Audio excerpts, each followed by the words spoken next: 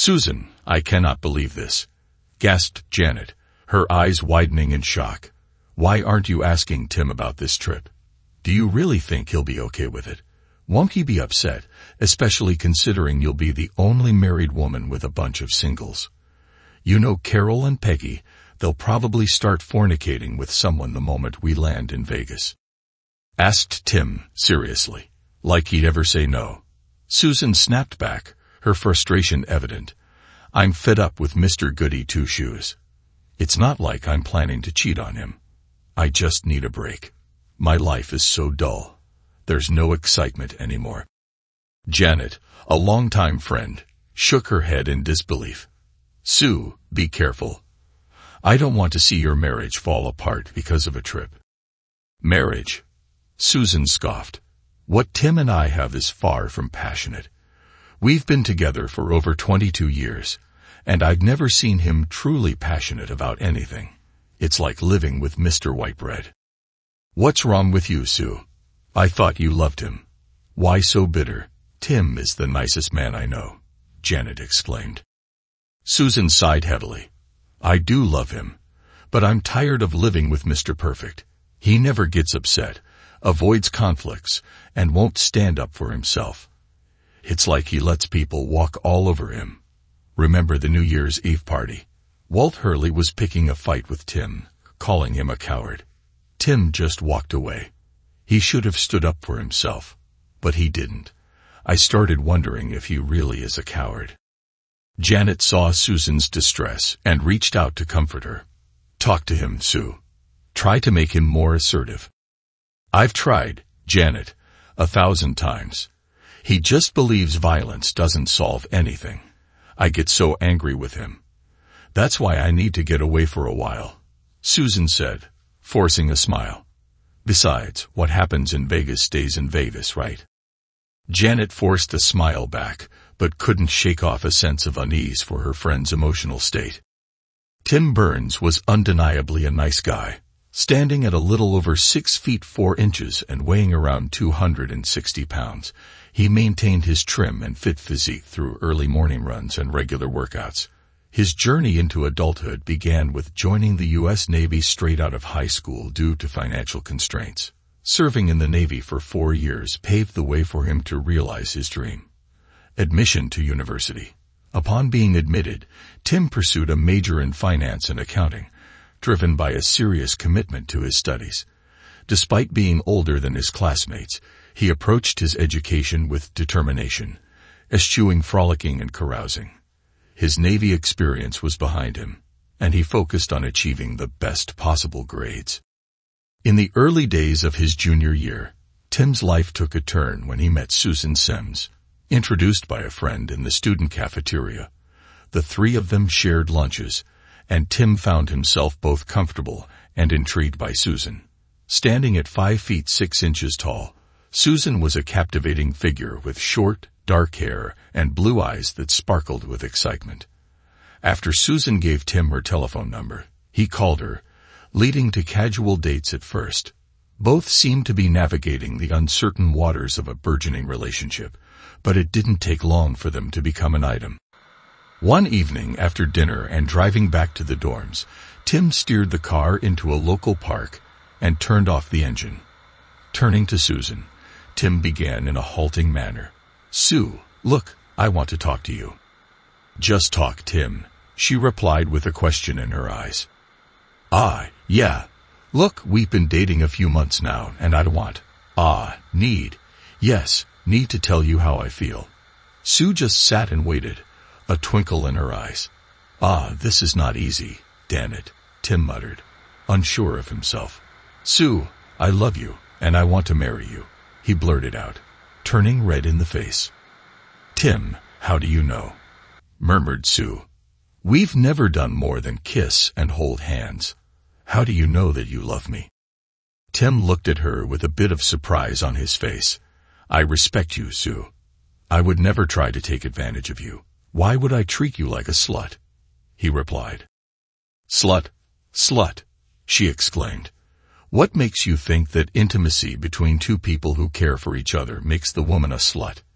Tim, I'm not sure that you love me. I think you want a girl who is like Mother Teresa, not one with blood in her veins."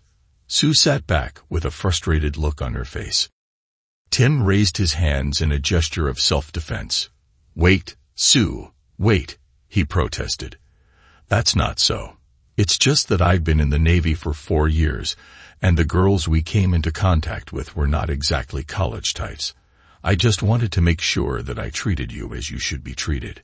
He hesitated and spoke again softly. "I do love you, Susan Sims. I want you to be my wife. I want to be with you for the rest of my life." Sue teared up and reached for him.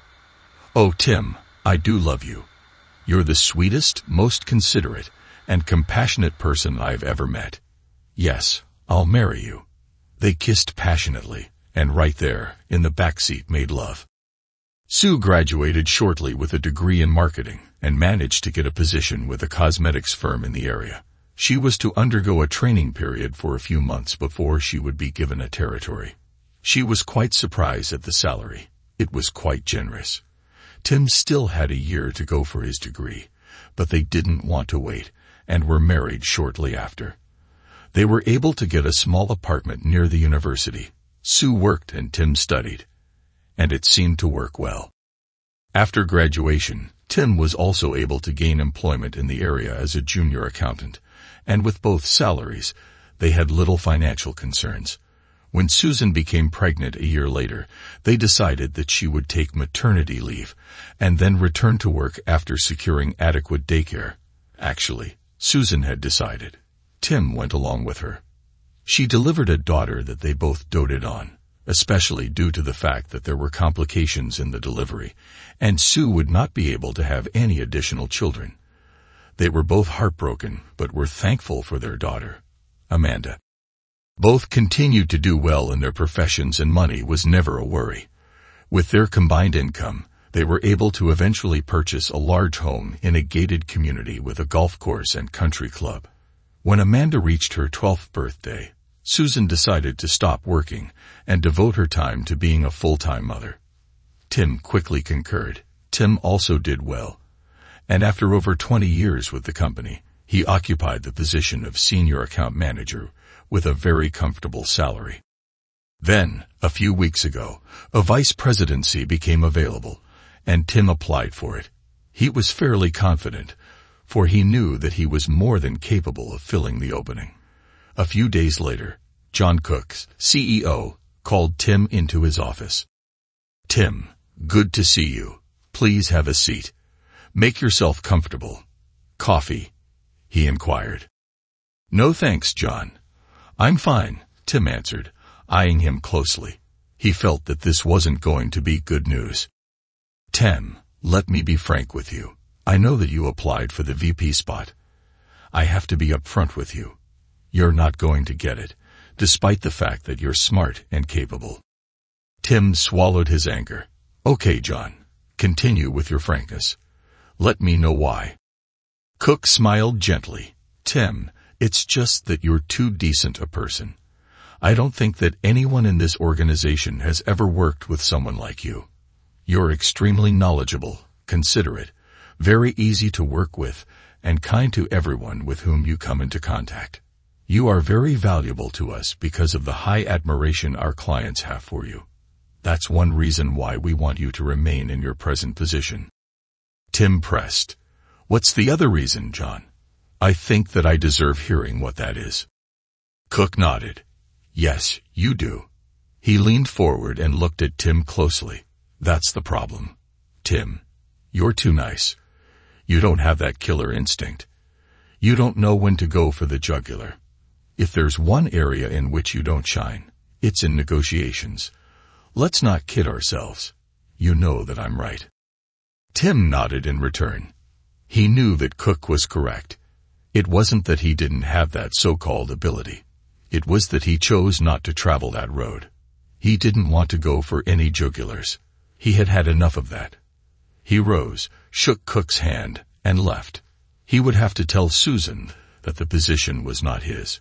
She would not be surprised. She knew Tim. Tim sat at his desk, his gaze fixed on the view outside the window. In that moment, a rare introspection took hold of him, prompting him to reconsider the persona he had deliberately adopted after his discharge from the Navy. Years had passed since he made a conscious decision to mold himself into the person he had become. Tim had resolved to distance himself from violence in all its forms, whether physical or verbal. He even took care to eliminate any traces of aggression from his newfound personality. This transformation wasn't particularly challenging for Tim. Fundamentally, he was a genuinely kind person. However, beneath the surface, there lingered a dark side that he was determined never to let resurface. Now, however, he found himself questioning the extent to which he had embraced the other extreme of that persona. His mind drifted back to his years in the Navy, to the grueling training sessions during the dark hours on the cold, wet beaches at Coronado and underwater at San Clemente, places where nobody could hear you scream. The memories flooded back, reconnoitering an enemy beach from the surf line, silently taking down a moving vessel at sea, and lying in ambush for hours or days in the mud and stench of swampland. The training had been thorough, and he had become adept at eliminating threats quietly, whether with a knife, a garrote, or using various methods with his bare hands. For more than 3.5 years, he served as a Navy SEAL, functioning as a well-honed killing machine. Iraq, Afghanistan, he was there. Darkness of the night was his realm. His hands never shook, no emotions, and no remorse. His kill count was legendary. His brothers in arms were ready to kill and follow him to hell. As he approached the end of his enlistment, he felt the weight of the toll it had taken on him. Tim was aware that he was heading towards a breakdown, and felt grateful when his enlistment finally concluded. He made a solemn vow never to let that dark and lethal side of him resurface again. But now he wondered, had he gone too far? He didn't know now if he fully agreed with John Cook. He didn't show the steel in his spine that a VP position required only because he chose not to adopt that characteristic. He knew that he climbed the last rung of the ladder at this firm. He would always remain in the position he now held. But were there cracks appearing in that persona? He did not look forward to telling Sue about his discussion with Cook. He knew that the last few years of their marriage were not exactly happy ones. Sue often seemed abrupt and snappish. She had adopted a habit of criticizing him, and at times seemed almost contemptuous. He knew that he often had to control his temper and walk away from a possible confrontation. They seemed to have drifted apart.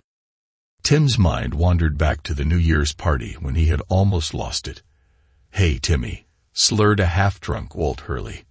"How's my bitch Timmy boy? Did you grow some balls yet?" laughed Hurley from its height of 6 feet 5 inches. Tim had stood very still and just stared at Hurley while Susan just stood and kept her eyes on Tim. "That's okay, Timmy," continued Hurley condescendingly. "We know that you don't like getting hurt." He then laughed uproariously as Tim turned and walked away. The scene at home later that night was not pleasant. Susan couldn't wait to confront him. "What the hell is wrong with you?" she hissed. "How can you let that ass make a fool of you? He made you look like some sort of wimp. Why didn't you defend yourself?" "What would you have me do, Sue?" Tim asked wearily. "Would it have been better if I had attacked him physically? Would a clever bit of repartee have been more appropriate? He was sloshed, and I didn't want to make a scene. Let it go." Sue looked at him scornfully and snapped. "So it's better that you look like a coward. Sometimes I wonder about you." She then turned and stalked out of the room. Neither slept well that night. Tim's thoughts lingered on the present situation. It went beyond that one night. Something was amiss in their marriage. Sue seemed consistently dismissive, and the intimacy between them had dwindled to non-existence. Tim felt a growing disconnection, especially as Sue's disinterest was a turnoff. Who wanted to make love to someone seemingly uninterested? As Tim approached a crossroads in his life, confusion and apprehension clouded his mind. The carefully constructed facade he had built over the years now displayed cracks, leaving him uncertain about the way forward. Shaking his head, he temporarily pushed aside these worries. Later that evening, Tim shared his conversation with John Cook with Sue after dinner. Tim related his conversation with John Cook to Sue. She flipped her hand dismissively and just snapped at him that she was not surprised. Sue then casually mentioned that she and her friends were flying to Vegas for a long weekend, turning her attention back to a mundane TV show. Tim, taken aback, asked, "What girls? Shouldn't we have discussed this before you committed?" Sue impatiently replied, "It's Jan, Carol, Peggy, and me. We're going to have some fun. Don't make a big deal out of it." Persisting, Tim questioned, "Aren't they all single? Is this trip appropriate?" Sue abruptly turned off the TV and snapped at him. "Yes, it's entirely appropriate. I'll do what I want," and retreated to the bedroom. Feeling things spiraling out of control, Tim sighed. He sensed that things might get worse before any improvement, if at all. In the evening, Tim returned home and discovered Sue's suitcase, a reminder of her impending Vegas trip, curiosity getting the better of him. He opened it and found new, provocative lingerie with tags from Victoria's Secret, items she hadn't purchased or worn in ages. Unbeknownst to Tim, the cracks in his persona were growing larger. "Dinner's ready," Sue called, breaking the silence. Tim brought down the suitcase and eventually asked where she would be staying. Sue, seemingly caught off guard, replied, "We'll be at the Rio, but don't call there. Just use my cell if you need to reach me. I'll have it on." Tim nodded, knowing what he needed to do. Tim woke up early on that Friday morning, quietly getting ready for work without disturbing Sue. He reached his office well before others, settling at his desk with a determined resolve. Enough messing around. Time to start calling in favors, he muttered to himself as he picked up the phone. "Venetian, how can I direct your call?" a female voice greeted. "Ron Smith, please," Tim requested. "I'm not sure if the chief is in yet. Would you like to leave a message?" the voice replied. "Try him anyway," Tim insisted. The phone was answered after just one ring. "Smith," a deep voice responded. "Hi Ron, this is Tim Burns," Tim spoke softly into the handset. A brief pause followed. "Tim, it's been quite a few years. How the hell are you?" "I need a favor, Ron," Tim said, providing Smith with the details of his situation. "I don't care what hotel she told you, Tim. We'll find them, and we'll keep you posted. They won't be able to take a piss without us knowing it. I'll be getting back to you periodically," Smith assured him. After a moment, Smith added, "I'm sorry, Tim. You deserve better, and remember, anything you need, you just call me. SEALs never forget." Tim expressed his gratitude, replaced the handset, and momentarily set the problem aside. Ron Smith, the chief of security for the Venetian, had strong connections with other hotel security heads in town. Tim had confidence that Ron would deliver on his promise. Tim had spent quite a few hours during the past week, considering the course of action he contemplated. He had weighed the negatives and the potential for success. He had made voluminous notes and did spreadsheets. He saw little downside. He was more than confident, and he had made the decision to proceed. Reaching for the phone again, he punched in a long-distance number. "Corallo, Simon," a female voice answered. "Sam Corallo, please," Tim replied. "I'll transfer you to his personal assistant. Hold on, please." "Mr. Corallo's office," another female voice answered. "Mr. Corallo, please. Tell him it's Tim Burns." "I'm sorry. Mr. Corallo is not taking calls at the present. Can you tell me what this is in reference to?" "Honey," Tim replied softly, "if Sam isn't on this line in 2 minutes, your job might just disappear. Just tell him that Tim Burns wants him, and do it now." There was silence on the line, and he heard the phone being placed on a hard surface. Tim didn't have to wait long. "Tim, you son of a bitch," a hoarse voice bellowed. "I should be mad as hell at you. You said you would keep in touch. And it's been, what, almost 8 years since I saw you. I ought to slug you. How have you been? Tell me what's up with you." Geez, Sam, settle down. I've been climbing the corporate ladder. I just never got as high as you. Tim chuckled. Tim, it's really good to hear from you. It's been too long. I mean it. We need to stay in touch. All of the guys do. We were a band of brothers. Tim heard the emotion in Sam's voice, and it choked him up a little. You're right, Sam. I think that we should take some steps to organize that. But first, I need a favor. It's money, Sam. I need some money. Shit, is that all? Tell me how much and where to send it, Sam roared into the phone. I don't know how much yet, and Tim outlined his plans to Sam Corallo. Okay, Tim, I'll establish a line of credit for a couple of million at my bank.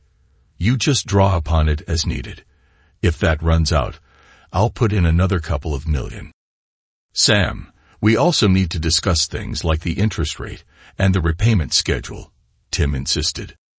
There was a pause, and then Sam exploded. You dumb shit. You insult me. Me? You stupid prick. Interest. Repayment? If you were here, I'd break your neck. Well, maybe not me, but I have one of my goons try. He chuckled. Tim laughed. Okay, Sam, settle down. We'll discuss that later. I'm sure to see you in person within the next couple of months anyway. I'm serious, Tim. If it weren't for you, I wouldn't be here. I owe you everything. I told you a long time ago. Whatever you need, you have to call Sam. Please, Tim, remember that, Sam pleaded. Thanks, Sam. I know, Tim replied softly. They quickly concluded the details involved and ended the call with promises to meet soon. Tim looked at the clock and realized that much of the morning had passed. He pressed his intercom and asked Pam, his secretary, to come into his office. Hi, Pam. Please have a seat, Tim said as he looked at her closely. Pam was a nice-looking, 40-something-year-old divorced mother of two. She had been working for Tim for over 6 years now, and he had more than a bit of respect for her abilities. Pam, do you remember when I first interviewed you for this job? Pam nodded and said, You thought I was overqualified because I had a master's in business management from the Wharton School. I told you that I wanted a position that would give me the time to spend with my growing children, and that money was not my primary objective. My ex was providing a nice sum in child support. Right? Right, Tim replied. I have a proposition for you. Please relax and let me explain. Back in Vegas, Sue and Janet, looking a bit worn out and bleary-eyed, sat down for a late breakfast the next morning. Dan, Janet, I really drank too much last night. I feel awful now, Sue confessed with a chuckle. But you know what? I think it did me some good. I might do it again tonight. We both had a bit too much fun, Jan chuckled. We're lucky some of the guys we danced with didn't push it further. Sue grinned. Maybe it wouldn't have been so bad. Ha! Remember, what happens here stays here. Later that night, Jan found Sue waiting in the lounge. Sue, Jan began, I hope you won't be mad, but I met someone today, and he asked me to dinner. I'm meeting him in the dining room in a few minutes. Good for you, January X great, Sue enthused. Don't worry about me. I'll grab a bite, have a few drinks, and then call it a night. Enjoy your dinner, January, I mean it. Jan grinned. Well, I have a few minutes, so I'll join you for a drink. Don't want him thinking I'm too eager. Suddenly, a male voice boomed above them. Well, looky here. 2 beautiful women sitting all alone. That's criminal. The girls looked up, startled. What the hell are you doing here, Walt? Sue replied. Where do you think I'd be, Susie? I'm a liquor salesman. I get to Vegas 1 weekend a month. That way I can take care of everyone here in one shot, and it leaves me the weekdays to service the local trade. But what are you gals doing here? Walt Hurley asked. Just a weekend away, Walt, Janet replied this time. Just a few days away for a break by ourselves. Janet bit her lip, immediately regretting giving him that information. By yourselves? I'm surprised, Susie. Timmy boy let you go to Vegas by yourself. I always thought he was a wimp, but I didn't think he was that stupid." Hurley laughed. Sue's lips tightened, and she snapped back at him. "Watch your mouth, Walt. I don't like you putting Tim down." Hurley was immediately apologetic. "Dan, I'm sorry, Sue. Sometimes I'm too stupid for my own good. I really do apologize, and I will apologize to Tim when we get back. You guys are good people." Sue smiled, pleased with Hurley's reaction to her anger. Maybe he wasn't quite as bad as she had thought. Anyway, he was certainly good-looking. Janet hesitated and looked at her watch. Sue saw her unease and quickly reassured her. "You had better get going. January, go have a good time." "I'll be fine." Janet rose and said, "I'll see you in our room later, Sue." "Okay." "Sure. Don't worry. Have a good time." Sue smiled at her. They watched Janet walk swiftly across the lounge and into the large lobby. Hurley turned to Sue. "Susie, please believe me. I really am sorry." "Okay." Sue shook her head and smiled at him. "Okay, Walt. But no more cracks, do you understand?" "Absolutely. I will make sure that I'm on my best behavior. Now please accept my invitation for dinner. I hate eating alone. And I'm sure you feel the same. There's a great little Chinese restaurant in the hotel, and I would be tickled pink if you would be my guest." Sue hesitated a bit and then shrugged her shoulders. "All right, Walt. Remember, though, your best behavior." Sue was pleasantly surprised at how much she enjoyed Walt Hurley's company. He was attentive, complimented her, and made her laugh. Dinner ended too quickly, and Hurley suggested continuing the night in the lounge for drinks and dancing. Leaning over the table, Hurley took her hand. "Sue, it's really early. Let's not end this now. How about we return to the lounge for a couple of drinks, and I'll show you what a great dancer I am. Real Broadway material," he joked. Sue giggled and nodded, finding Walt a blast and feeling strangely attracted to him. The next couple of hours passed pleasantly, and Sue found herself imbibing more than usual. Feeling buzzed, she knew she should refuse more liquor, but she was having fun. And Walt was a great dancer. Snuggling into him on the dance floor, Sue whispered, "Is that a banana in your pocket? Or are you just glad to see me, Walt?" She giggled uncontrollably. "Gee, I'm sorry, Sue. I can't help it. You're so damn gorgeous and sexy. A guy would have to be a saint not to get hard dancing with you," he chuckled. Sue moved closer to him. "Oh no, you don't. I like that." They continued dancing, feeling the chemistry between them intensify. Hurley's hands rested on her lower back, gently caressing, while Sue had her hands behind his head and found herself kissing him passionately. "Let's go up to my room. It's quieter and more private," Hurley whispered. He led her out of the lounge and into the elevators. Sue staggered along the hallway with Hurley holding her up. "Gee, Sue, I think that you're just a little tipsy. You're a real party animal," he leered. Sue giggled again, and they entered his room. Things escalated quickly as clothes were shed, and they engaged in intimate acts. Afterward, Sue, in a moment of clarity, realized the gravity of her actions and hurriedly left, leaving a gloating Hurley behind. Tim finished a hastily prepared dinner on Saturday night and settled into the den with a newspaper he had no intention of reading. It dawned on him that Sue hadn't bothered to call since her departure on Friday morning. A call to the Rio confirmed that there were no registered guests by the names of Sue or her friends. Tim wasn't surprised. As the emotions surged within him, Tim felt an alien, sickening emptiness. His marriage seemed to have reached a critical point, and he couldn't shake the feeling that it was over. The indifference and patronizing attitude Susan had developed over the years had eroded their connection. If she had indeed been unfaithful, the marriage might not survive, and a part of Tim would die with it.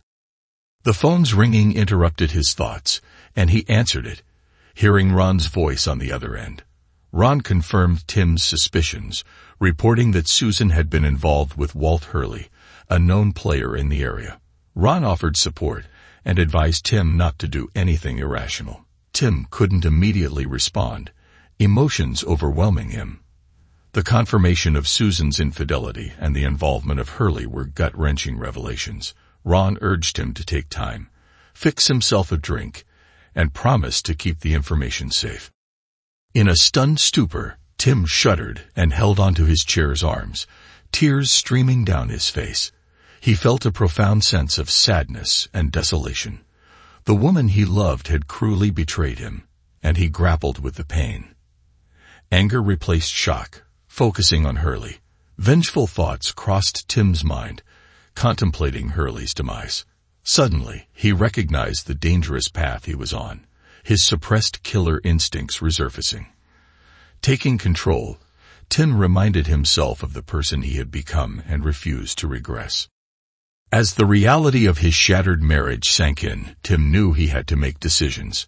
Accepting that the marriage was effectively over, he couldn't bear the thought of sleeping in the bed he had shared with Sue.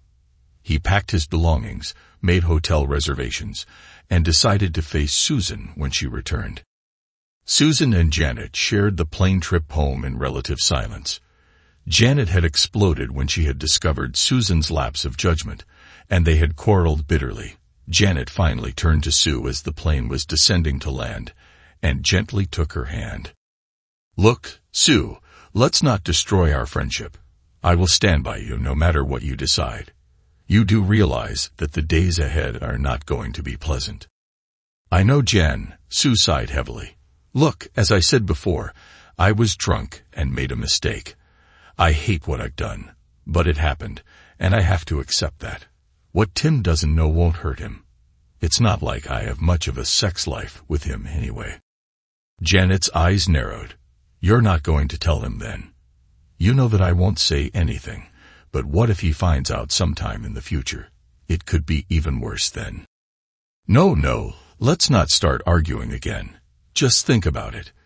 They lapsed into an uneasy silence again. Janet retrieved her car after they deplaned and drove Sue home, and they parted with a hug and a kiss. "Good luck, Sue," Janet whispered as Sue walked up her front walk with her suitcase. Sue shook her head and lifted her chin as she opened the door and walked into the house. She saw Tim seated in his easy chair. "Hi, honey, did you miss me?" She smiled bravely. "We had a blast, but it's good to be home." Tim just gazed at her coldly. "Sit down. I want to hear all about your trip. What did you do that was such a blast?" While he spoke softly, there was a force in his voice that Sue had not heard before. She quailed briefly, but gathered herself together quickly. "I'm tired, Tim. I want to get into a shower and change into something more comfortable. I'll tell you all about the trip later." "You're going nowhere. I told you to sit down. Now sit in that chair, or I will make you," Tim threatened. Sue whirled on him. "What the fuck is the matter with you? I just told you that I'm tired. We'll talk later, and if you don't like that, then we won't talk at all," she blazed. Tim was on his feet in a second and was suddenly nose to nose with her. "I have never laid a hand on you in anger, but if you don't sit, I will smack the shit out of your rear end till it looks like mashed potatoes," he snarled. He then placed a hand on her chest and slowly pushed her down into the chair. Taking a deep breath, Tim returned to his seat. Sue just sat and gaped at him. She didn't recognize the man before her. Tim had never acted in this manner. She decided to humor him. He was probably pissed that she had gone away with the girls. "Okay, Susan, now tell me all about your trip and the blast that you had." "For Pete's sake, Tim," Sue began. "We just let our hair down. We drank a bit too much. We gambled and lost a little too much. Just things like that. We saw a few shows and had a few great meals. It was nothing terribly exciting, but it was nice getting away." "Getting away from what, Susan?" Tim asked gently. "Getting away from me?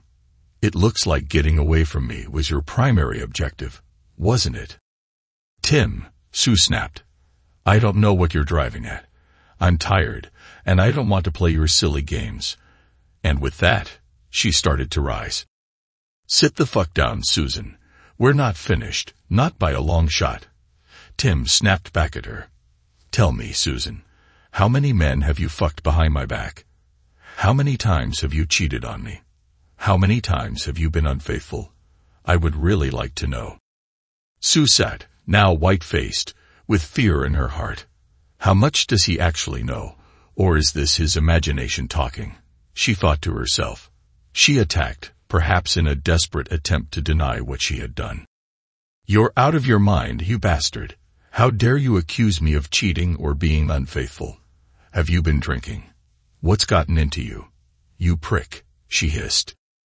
Tim suddenly smiled. You're not only an adulteress but a liar as well, and I have to admit, a pretty good one.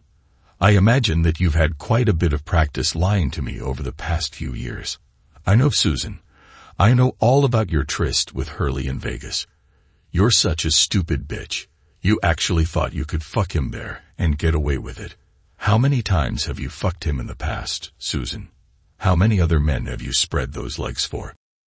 Susan shook her head, stunned that she had been found out and shaken by her husband's confrontation. She silently berated herself for her foolishness, her stupidity. Tim paused, seemingly in thought. What I really don't understand is how I ever thought that I loved you. I guess that I did at one time. But the last couple of years convinced me that the woman I loved had vanished, replaced by a harlot and a slut. Well, now you can fuck Hurley again, Susan, as well as anyone else you wish. You won't have to worry about your husband finding out since you won't have a husband shortly. Susan sat, now trembling and ashen. She had never seen Tim like this. She had never seen him so angry, had never seen him so cold and biting. This was a new Tim that she now faced. Please, Tim, she pleaded. Please at least listen to me. I screwed up. I made a mistake. I know that, but you can't just throw away our years together. I swear that this was the only time I was unfaithful. I didn't mean for it to happen. I swear, she implored, tears now escaping from her eyes. Tim eyed her with disgust evident on his face. It's not only your adultery with Hurley that convinced me to rid myself of you, although that was the deciding factor. You were disloyal, Susan, and you knew how important loyalty is to me. You betrayed everything that I believed in. Without loyalty and trust, no relationship can survive. Also, the past couple of years have been an ordeal. You've shown no respect for me and little consideration. I have been treated as if I were an unwanted guest, almost as a stranger that you tolerated. You know the real problem. Susan, Tim continued coldly. You began to confuse manliness with machismo. Your concept of what a man should be began to conflict with reality. I had told you countless times that a loud voice, a bragging tone, and muscles were not the attributes that made a man a man. I also told you that violence was almost never the answer to a problem, but you considered me weak and timid. You had forgotten that a real man has no need to brag or put someone down. A real man has a sense of responsibility, a sense of obligation to his loved ones. A real man protects and provides for his family. A real man is true and loyal to his family and to his friends. A real man needs to be more than a large cock and a big mouth, but those seem to be the things that have attracted you. Susan sat stunned and shocked. She was literally speechless. Tim had never in their years together talked to her in such a manner, with such revulsion and bitterness. Tim, she pleaded. Shut up, Susan, Tim snapped again. You really have nothing to say that I want to hear. Don't even try to lie to me again. That won't work anymore. I've already moved most of my stuff out. I'll make arrangements for the rest of my belongings. You recognize that there really isn't much of mine here. Almost everything we purchased during the past few years were things that you decided that we needed. I hope that those things will comfort you. I also suggest that you find an attorney. The divorce will go through quickly and smoothly if you don't decide to fight me on this. I will also provide for you so that your lifestyle won't change too much, but I suspect that you'll need to find gainful employment. One caveat, Susan, you'll get to keep this house, but if I find that you've brought men here to screw, I'll stop all agreed-upon alimony. I won't make mortgage payments on a place where you screw around. If you fight me on this, I'll just use the pictures I have of you and Hurley. So it's your decision." Tim rose and looked down upon her with a sense of sadness and regret. "It's really a shame, Sue. We could have grown old together." And with that, he turned and walked out of the house and out of her life. The next few months went by quickly for Tim. He had a business that he had to get powered up, and he thanked his lucky stars that he had Pam working alongside him in her new capacity as Director of Human Resources. Her tireless efforts and her expertise helped immeasurably. It wasn't long before they had a core group on board and tentative interest being shown by many potential clients. The divorce went smoothly, and despite numerous attempts by Sue to contact him, which he rebuffed, it only took a few months to become final. Tim had spoken to his daughter, Amanda, many times since the day he moved out. She kept reminding him that her mother was distraught and frantic to do anything that could lead to a reconciliation. Tim patiently explained to her that was out of the question until finally she gave up trying. Tim promised to keep in touch with her and did remember to call her every week. Tim was in his office when a messenger left a large brown envelope with Kim, his new secretary. "Tim, you have a FedEx delivery from Doug Klein. Shall I bring it in?" she asked through the intercom. Tim knew what it was. His attorney had phoned the day before. He felt a chill run through him and told Kim to bring it in. After she left, he sat and just looked at the envelope, not opening it, not touching it. It contained the final documents telling the world that he was now a single man, that he was no longer married. The marriage was now officially dissolved. He sat quietly and examined what he was feeling. This delivery dredged up some dramatic emotions that he thought he had put behind him. Sadness enveloped him. He felt an emptiness within. A hole had been left that he couldn't fill. He had also come to realize that Sue's alienation was, at least in part, due to his own unwillingness to confront her concerning the changes that were taking place. He should never have allowed that change in attitude. Never should have allowed the coolness that had soon characterized their relationship. Perhaps if he had been more forceful with her, the whole mess could have been avoided. But in the end, it was her decision. She was a grown woman, and she knew the consequences of what she had done. Anyway, Tim reasoned, that was in the past. He now had to look to the future. What Tim didn't realize was that as he had received the final divorce papers, so had Sue. They were delivered through the mail from her attorney 2 days after Tim had received his copy. She had sat at the kitchen table and just looked at the envelope, not touching it or opening it. She knew what was contained therein. Her face sagged and tears again came to her eyes. She blinked them back and tried to compose herself. She still couldn't bring herself to accept the destruction of her marriage. She knew that she loved him and would always love him. She also recognized that it was her actions that had brought her to this state. But she couldn't think of anything that she could do that she hadn't tried. She had to think of something. Anything. Tim had not forgotten Walter Hurley.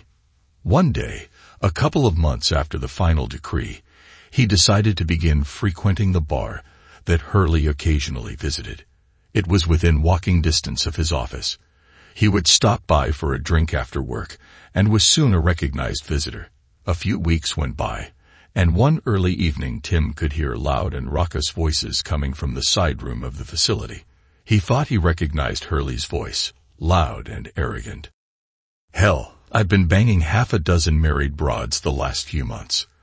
They're all whores when it comes right down to it," he laughed. He had his coterie with him, and they encouraged him and laughed with him. Tim moved over to the entrance of the room and looked in. Hurley immediately saw and recognized him. He leered with glee. Well, looky here. How's it going, Timmy? Susie finally kicked you out, did she? Yes, you couldn't measure up after me, could you?" He laughed obscenely. "What makes you think that any woman would want a piece of shit like you, Walt? A dildo would be a better bet. I understand that you can't even get your little weenie up half the time." Tim said slowly and deliberately, keeping his eyes glued to his prey. "Why, you little prick, I'll teach you to respect your betters," Walt roared, and came after Tim. What happened was almost too quick for the eye to follow, but Hurley suddenly found himself propelled back into a table which collapsed under his weight. He pulled himself up, now with fire and hatred in his eyes. He had an empty beer bottle in his hand and murder in his heart. "You bastard, you'll pay for that," Hurley muttered fiercely. No one noticed the small smile on Tim's lips as Hurley charged. Again, just seconds later, Hurley was on the floor, and a later medical examination would find that he had a fractured spine, a broken pelvis, a ruptured spleen, and significant damage to his testicles. A call to 911 produced an ambulance as well as the police. It was soon determined that Tim had acted in self-defense, and there would be no charges. After the hubbub died down, and the police had finished their questions, Tim arose and left the bar for home. He felt good, not because he had done damage to Hurley, but because he had not lost control and had not killed him as he could have easily done. Perhaps there are times when a little bit of violence is the answer to a problem, he thought to himself in amusement. Additional months slid by, and Tim's new company continued to prosper. Tim had made very sure that he hired only the very best people with outstanding expertise in the field, and he rewarded them accordingly. He also ensured that all of his clients were treated respectfully, with fairness, and always with their best interests in mind. He found that the keys to success in business were not all that complex. Provide excellent services, charge fairly, and do everything practicable to ensure the faithfulness of the client. His credo worked. He now found that he was the head of a very successful business. So why wasn't he happy? Why wasn't he content? He would not, or could not, examine the reason for that discontent. He refused to dwell upon that. A single life, lost love. He never told anyone. I guess he never will. Thanks to everyone who took the time to listen to today's stories. If you enjoyed it, please consider liking and subscribing if you haven't already. Feel free to share your thoughts on the events in the comments below. Take care.